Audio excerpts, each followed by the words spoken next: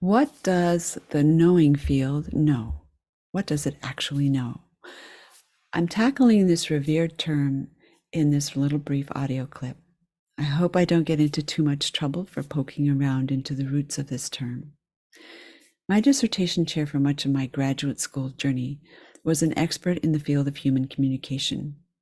He taught me to be mindful of the consequences of our ways of speaking.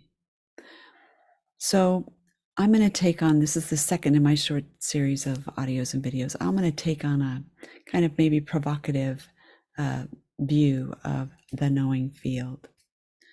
The knowing field is actually an insider's term. It's a bit of jargon that we created to explain our experiences, the kinds of things that seem hard to explain to the Western mind, like how a representative can know things about a client system. To understand this whole process of the term knowing field, we have to start with understanding some things about language. So the knowing field isn't a thing in the world like a mountain or a tree. It's a term that was created to explain our experience, to explain a phenomena. How do representatives know things about a client's system that they have no obvious way to know? I think it was Albrecht Marr that came up with this term in a workshop. He just made it up to explain things. So we do this all the time. We basically make up a name for our experience, and we've done this since we could talk. So we often name things to control them, to define them, to shape our perception or other people's perception, and to shape our relationship with the things that we've made. I like to say language is the original magic. It's the way that we recreate this complex world in our own human image. It allows us to cut the unfolding, ever-changing fabric of life into human-sized pieces that are useful to us. As an example, let's take a tree. When I say tree, most people automatically envision a trunk, branches, leaves, maybe some fruit, the parts of a tree that are useful to humans. But as forest researcher Suzanne Simard has demonstrated, a tree is actually a whole living community of organisms, from soil bacteria and mycelia to animals and pollinators and other trees. Even the local climate is part of that tree. So our view of tree, and this word that we made to describe that view, is based on what's useful to us as human beings. It isn't a reflection of the world as it is. Language is kind of like a transformer. It takes this complex gestalt of life and transforms it into useful pieces for human beings. In English in particular, we can turn processes, these complex living processes, into nouns, into static things. Let's take the word thief, for instance. If somebody is stealing a loaf of bread from a vendor, even if there are hungry people at home, if they're stealing that loaf of bread, we call them a thief. When that person gets home with that loaf of bread for those hungry people, though, that person might be called a hero. These words we create are not neutral. They carry judgment and they carry meaning. We create roles and relationships and basically create our social worlds with language. Now, these nouns that we create, like the knowing field, where we're describing something, are not like a mountain or a river or a tree. They carry the embedded judgments of our perception as human beings. If we say sinner or we say saint, these nouns we create freeze the unfolding complexity of a human life into a static thing. That person becomes this one thing. Once we convert an unfolding mysterious process into a thing, then we can position ourselves in relationship to the thing that we made. I can have a certain kind of relationship to a thief, right? Or a hero, or a sinner, or a saint. I can be a judge. I can be a jury. That places me in relationship to those roles that I've made with language.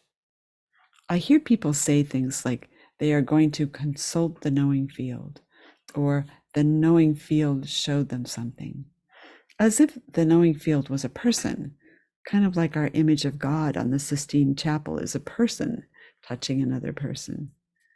This places the field, this knowing field, out there as something separate from us, something that we operate on and can interact with as if it was a person or a tree.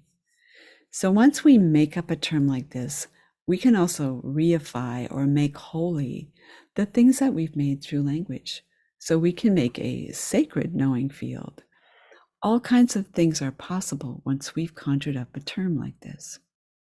What's interesting to me is that when I first encountered constellation work and when I first met Bert Hellinger, he wasn't using the term knowing field. He wasn't using any of these terms. He would talk about the mystery or the greater whole and really resisted any efforts to define those things.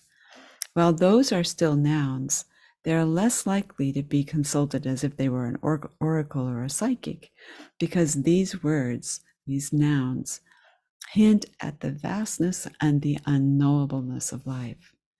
We can all envision a field, a little field out in a woods someplace, but it's a lot harder to envision a mystery. It's a little harder to put a mystery or greater whole into anthropomorphic terms. I've been really interested in this idea of a knowing field since I first heard the term. I know of electrical fields and gravitational fields, which are also sort of mysterious. When I heard the term knowing field, I wanted to know, what is it? How does it work? Am I using it properly? Once I know what it is, that is, I can call it a thing, a knowing field, then I can have a relationship with it. I can do things with it. I have a relationship, but basically with the thing I conjured up with language, not a real kind of thing in the world. I don't think the knowing field is actually the most accurate term for the experiences we have in constellation work. In deeply searching this word and trying to understand it, I kept coming back to this understanding that life is a unity. Like, we're not separate from the knowing field. You are the knowing field. So is everything and everyone else. Life is this unfolding, interconnected, ever-changing process that's always in flux. And I think this is a little unsettling to us mortal humans. It's a little overwhelming. When we do create a term like the knowing field, though, we actually separate ourselves for it, just like we have humans and nature. And we can talk about humans as if they were separate from nature. But we're not separate from the unfolding web of life. The deeper we look, the more we see everything is interconnected. For example, climate change, as we're finding, we are discovering how interconnected all these systems are. I think other peoples have known this, other peoples in time, but it has been lost to our sort of objectivist, scientific Western mind. And I think this is in part due to our language. English, as I mentioned in particular, is relentlessly noun-based and therefore fixes judgments in the words that we use. It separates and freezes a lot of unfolding processes into fixed forms that we can then talk about as if we could manipulate them. So I can talk about freeing my parakeet from a cage, but when I see my parakeet has freedom, then this experience of freeing has become an object, like an ownable thing, and it's not an unfolding experience anymore. There are indigenous languages, First Nations languages, like Mi'kmaq, where you can go all day without using a noun. You can speak of life in verbs in this unfolding and process-oriented experience. So we're not separate. The knowing field isn't separate from us. When we reify it and make it kind of a thing, we act that way. We act as if we're separate from it. But I think we do that at our peril because we are life. And to be honest, I think we made up the term the knowing field to deal with not knowing, to deal with the discomfort of not knowing. with the mystery of life. I think it might be okay to not know, that we don't necessarily need a knowing field.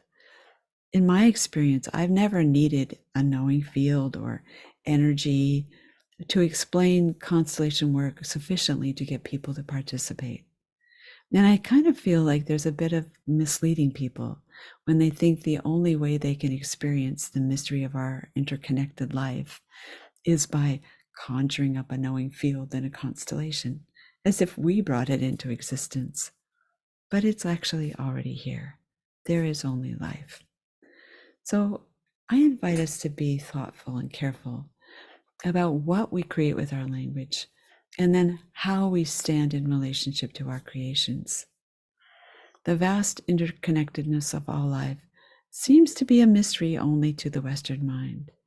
So what if we just allowed that mystery to be there? We resisted the urge to create false certainty by making a name for experience. And what if we were just comfortable with not knowing?